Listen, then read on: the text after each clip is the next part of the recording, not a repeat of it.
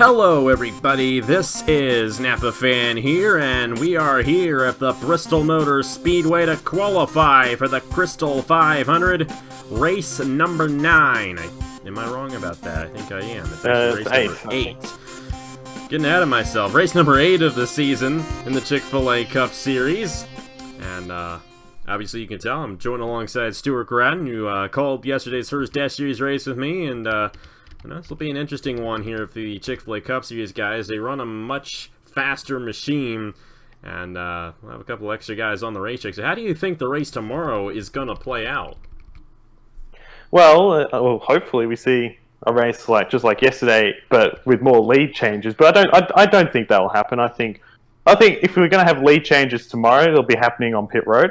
But you never know; it might happen on track. We'll see what happens. It'll be an interesting race, of course. We'll have pit stops in today's Turkey Hill Series race and also in tomorrow's Chick-fil-A Cup Series race as well. I mean, last year here at Bristol in the Chick-fil-A Cup Series, pit stops ended up becoming a major factor in the race. Sebastian Kukulon was the only driver able to make it without having to come down for green flag pit stops. This is the first time we ever had green flag pit stops at Bristol, I do believe. Was in last year's Bristol Cup race, but because he got forced down the pit lane. At some point throughout the race, had to top off on fuel, and he ended up having just enough to make it all the way and got his first and so far only career Chick-fil-A Cup Series race victory. These are the drivers who are attempting to qualify: the 07 of Dillon Young, the 08 of Bobo Jones, the 21 of Josh King, the 55 of Logan Williams, the 57 of Ryan Benjamin, the 67, you see him on your screen, that's Josh Williamson, the 71 of Jordan Lopes, and the 98 of Parker Smith. Top two fastest advance on and will race in tomorrow's 100-lap event here from the Bristol Motor Speedway, the Krystal 500 at Bristol. And of course, it's a very short racetrack, so these guys are going to have opportunities to make a lot of laps here in qualifying, especially when we get pole qualifying at the 10-minute session for that. But as you can tell already, 21 fastest, now the 67's fast, and it looks like that second lap might be the faster lap for these guys. Yeah, the tyres still coming up to temperature, all the air pressures and all that. So probably the second lap, maybe even the third in some cases, probably be the fastest lap for these guys. Let's see if Williamson advances his time. He did a little bit, but right ahead of him, Logan Williams went to the top of the board.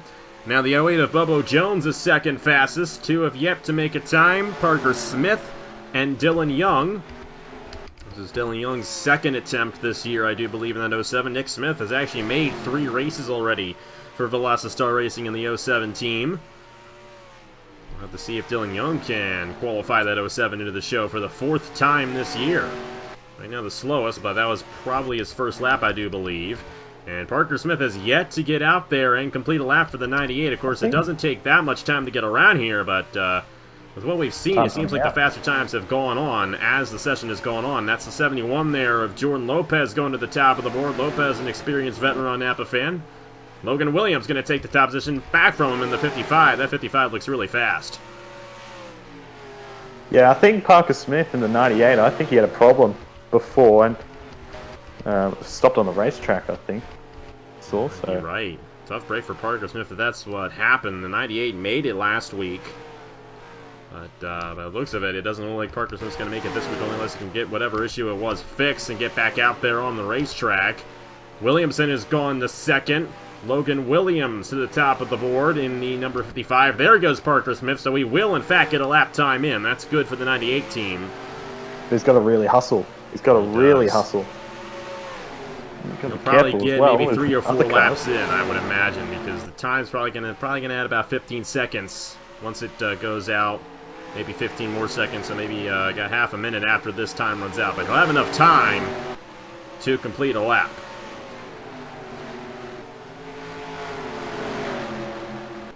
Probably not a great place to be in as well with all these, well, the 71, the 08 around him. Probably not best for him to be around. But he has got a time on the board, which is good. He's got to be top 2, though, to advance onto the race. This will be the faster lap if he can be faster than his prior lap, which I would imagine he would be. But he's still going to be the slowest of all the guys in this session, which would lead me to believe that Logan Williams and Josh Williamson are going to advance on to tomorrow's Krystal 500.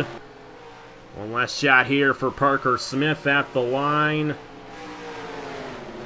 does not appear he advanced his time, so that's going to do it most likely. Great run there for Logan Williams and Josh Williamson. 71 nearly jumped up as well. Lopes nearly jumped up into the top 2, but just a little short in the end. He's trying in that 71, but just not enough time. I imagine when the clock runs out here, that's going to do it here for uncharted qualifying from Bristol. Tough break for all the guys who missed out, but it's the way it rolls here for uncharted qualifying. Logan Williams and Josh Williamson will be racing in tomorrow's Krystal 500, and they're going to join the other 40 full-time drivers. See who gets the pole position for tomorrow's 100-lap race here in the Chick-fil-A Cup Series. So congratulations to Logan Williams and Josh Williamson. They're going to be on to the show. Let's see who wins the pole here for the Krystal 500. And here we are at the Bristol Motor Speedway once again, going to set the starting lineup for tomorrow's Krystal 500. We're going to go on Easter break next week, so this is going to be the last race in 2 weeks for these guys, so they definitely want to go off into the break on a high note, and this is a tough race to win. Just ask anyone who's won here at Bristol before.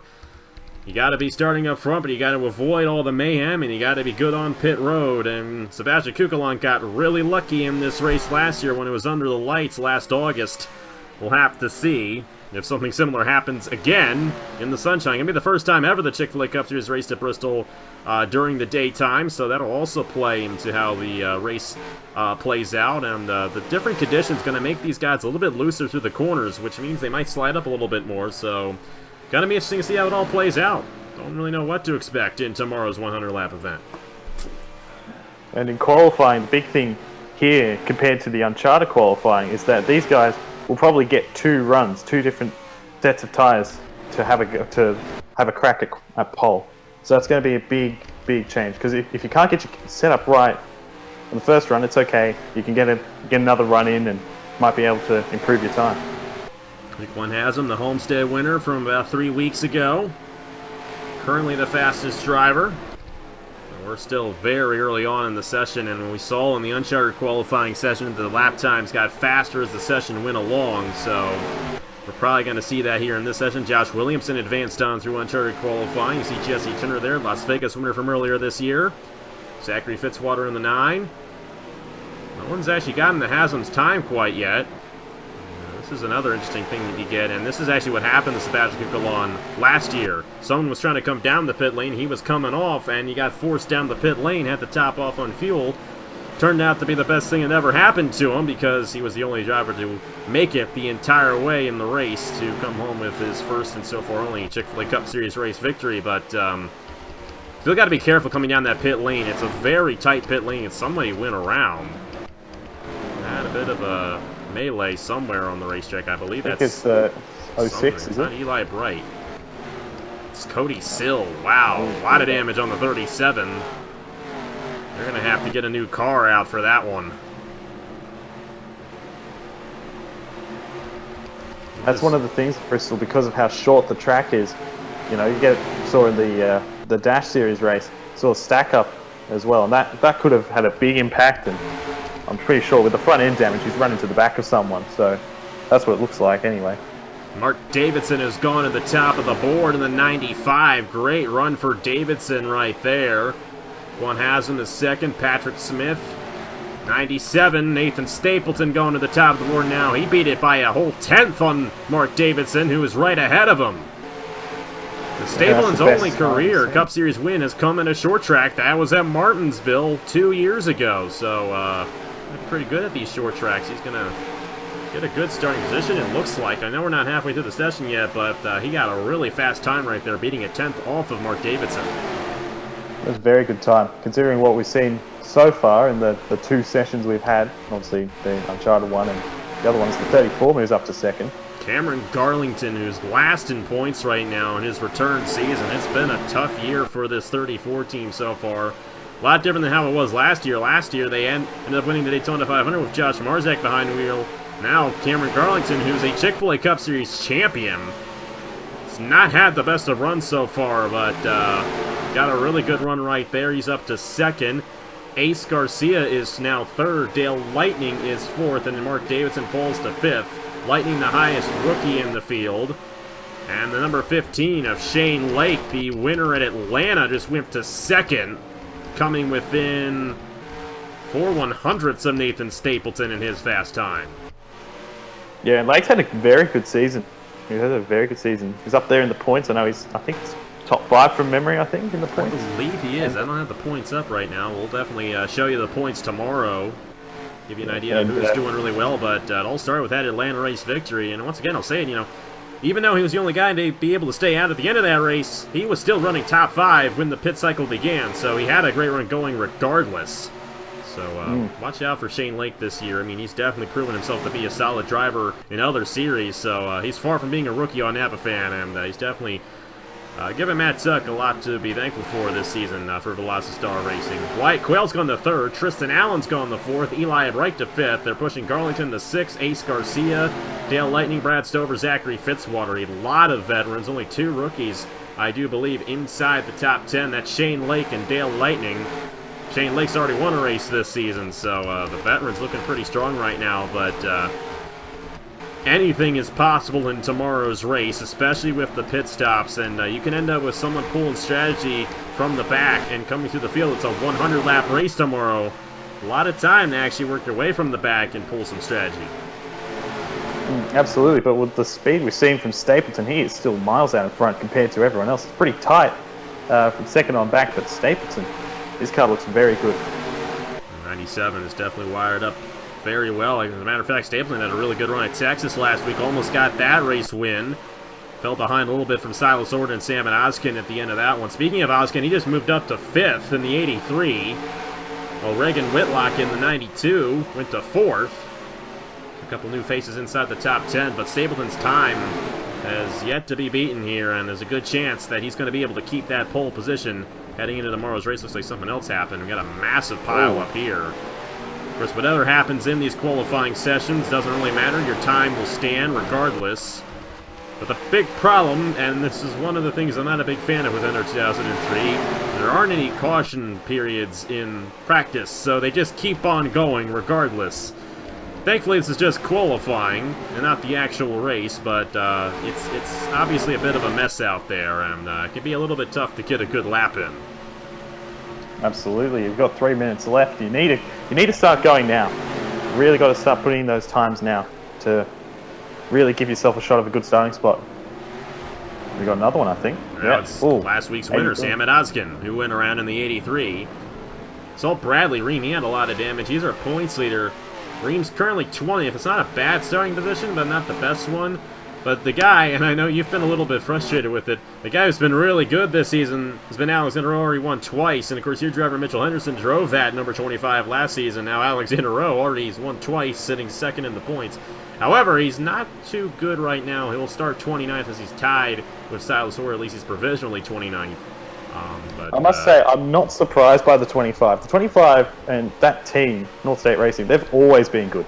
They've always been good. So, and you would know it too. I mean, you drove for him in season 7, then your development driver drove for him, and now they got Alexander Rowe. And Alexander Rowe has 6 career Chick-fil-A Cup Series race victories, more than quite a few guys. So they got a solid program. They always have. Yeah, I mean, yeah, absolutely. And so it's not really that much of a surprise to see them doing so well, although I am biased and a bit frustrated, so, you know. Let's see where Mitchell Henderson is in the 47. 22nd. Not the worst time. Not the best time. And like I said, too, you know, with the way the strategy can play out here, someone from the back can come down and then stay out if we get a caution-filled race tomorrow. So, I mean, we've seen this race pretty much have multiple cautions, more cautions than any other race in the Chick-fil-A Cup Series on average. So, odds are that'll probably happen in tomorrow's event. You absolutely do not want to be in the mid-pack, though. It is crazy back there. It definitely 22nd is not the best starting spot, but, you know, there's still a chance if things go 47's way.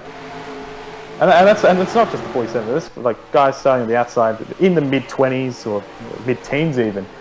Not really the best starting spot. You don't want to be on the outside in those early laps because it's usually pretty hectic. Mm-hmm. Maybe somebody will get a little bit faster than Henderson and he can fall to 23rd. We'll have to see. But, 39 though, White Quail teammates second at the moment, so he's putting in a very good Well, shown some strength this season. Of course, he was very strong last season in his rookie year. He did only win one race last year, but I'm pretty sure he finished top 3 in points. As a matter of fact, it was him, Davidson, and Nathan Baird who all came back this season, who were the top 3 in points last year, all rookies.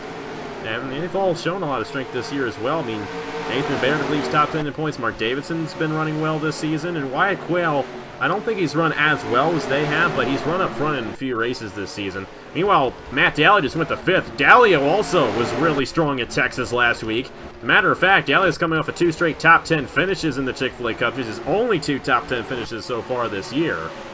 And at the moment, he's going to be starting top 10 for tomorrow's Krystal 500. Yeah, good starting spot, top 5, inside lane.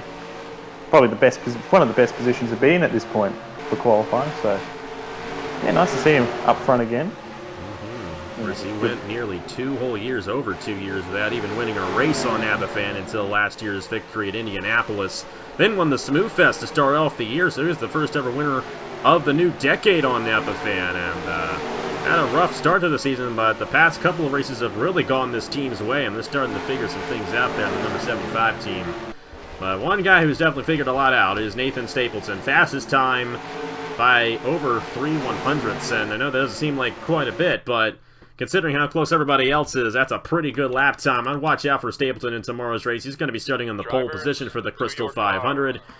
Take a look and see if we got any ties. I know we had one at one point back in the field. That was between Alexander Rowe and Silas Orta. Of course, Alexander Rowe has more points than Orta. Jesse Turner and Fisher G also tied. I'm pretty sure Turner has it on Fisher G. So Turner will most likely start ahead of Fisher G, which would mean quite a bit because Turner would be on the inside lane.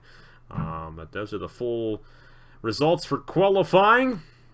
And we'll have to see how it all plays out in tomorrow's 100-lap event here in the Krystal 500. Of course, later on Napa-Fan, in less than an hour, it's the Simpson 300. Marty Johnson and Trey Barker have the call for that one. Going to be a fun one for that race. 60 laps at the Bristol Motor Speedway in the Turkey Hill Series in less than an hour over on Napa-Fan. Of course, tomorrow at noon Eastern Time, it is the Chick-fil-A Cup Series.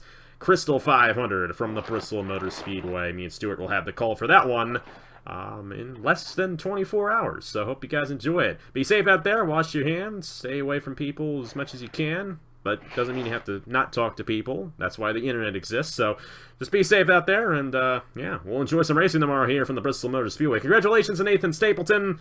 And I will see you guys later.